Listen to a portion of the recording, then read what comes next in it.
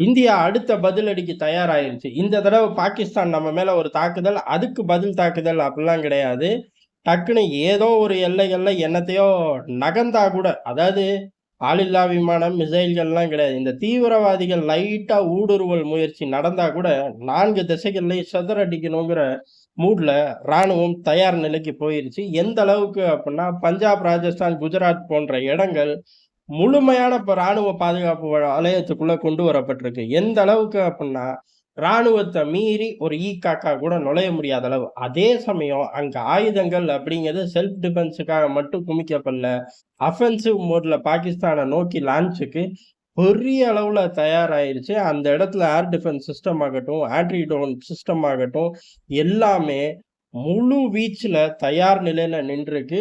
இப்படி நிறுத்திட்டு எல்லைகள்ல இருந்து பாகிஸ்தான நோக்கி மிசைல்கள தட்டுற அந்த நிமிடத்துக்காக ராணுவம் காத்துக்கிட்டு இருக்கு. அதே மாரி அந்த 3 மாநிலங்களும் 10ஆம் தேதி வரை விடுமுறை. அது கவர்ன்மெண்ட் ஆகட்டும், பிரைவேட் ஆகட்டும் எல்லாருக்கும் விடுமுறை. அந்த 3 மாநிலங்கள்லயும் ஏர்போர்ட்டுகள் டோட்டலா ஷட் டவுன் பண்ணப்பட்டிருக்கு. இதுக்கு அடுத்து ரேண்டமாவே ட்ரில் நடந்துகிட்டே இருக்கு.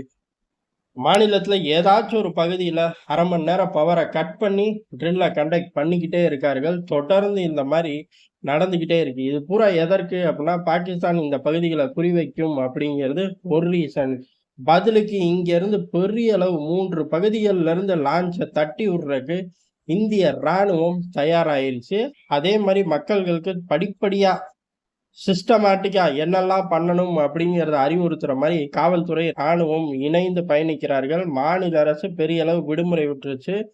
அங்க உள்ள பாதுகாப்பு குமிக்கப்பட்டிருக்கு. காரணம் பொதுமக்களும் கூடுறதுக்கு தடை போட்டிருக்கார்கள். ஏன்னா இந்த மாரி நேரத்துல கூடுறது சரிப்பட்டு வராது. அதனால பெரிய அளவு கூட்டம் கூடுறதுக்கு மாநிலங்கள் அந்த 3 மாநிலங்கள்ல இப்போதைக்கு தடை இருக்கு. பவர் ஷட் டவுன கட் பண்றார்கள். அதாவது பவர ஷட் டவுன் பண்ணிட்டு ட்ரில் நடக்க ஆரம்பிக்குது. வெவ்வேறு பகுதிகள்ல ரேண்டமாவே போய்க்கிட்டு இருக்கு. இதுக்கு நடுவுல தான் அங்க உள்ள லான்ச்சிங் பேட்ல இருந்து இன்னைக்கு, அதாவது இன்று இரவு மேக்ஸிமம் பாயறக்கு எல்லாமே தயார் தான். அங்க ஒரே ஒரு கேள்விதான். பாகிஸ்தான்ல இருந்து நடமாட்டம் வந்தா பாயுமா? இல்ல நடமாட்டம் பாயாட்டியே கன்டினியூவா பாயுமான்னு தான். காரணம் இன்னமும் பாகிஸ்தான் வாய் பேசிக்கிட்டு இருக்காங்க. அது கூட கிடையாது. அங்க இருந்து வெள்ளக்கொடிய காட்டணும்.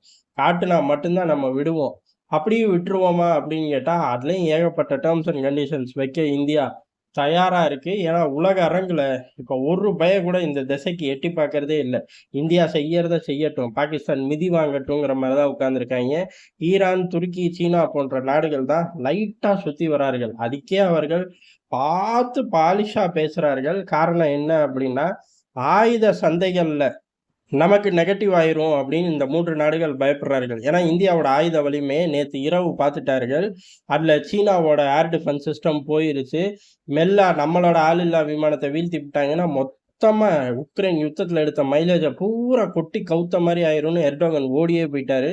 ஈரான பொறுத்தவரையும், நமக்கும் அவன் கூட 1000 பஞ்சாயத்து இருக்கு. பாலிஷா இந்த பெரிய அண்ணன் அப்படிங்கிற தோற்றத்துக்காக வந்து பேசுறேங்கிற மாரி பேசிட்டு கலண்டு போயிட்டார்கள்.